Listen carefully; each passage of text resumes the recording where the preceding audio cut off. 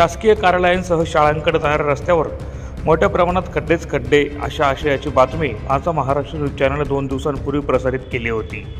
माझा महाराष्ट्र न्यूज चॅनलने प्रसारित केलेल्या बातमीची दखल मनपा प्रशासनाने घेतली असून मनपा प्रशासनाच्या वतीने कमलाबाई शाळा चौक ते प्रांताधिकारी कार्यालय व जिल्हाधिकारी कार्यालयापर्यंतच्या रस्त्यावरील खड्डे बुजवण्यास सुरुवात करण्यात आली आहे।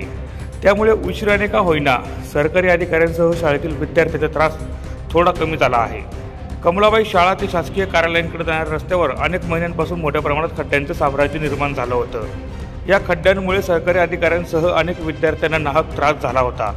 त्यामुळे अनेक पालकांसह सामाजिक कार्यकर्त्यांनी रस्ता बुजवण्यासाठी आंदोलन देखील केले होते।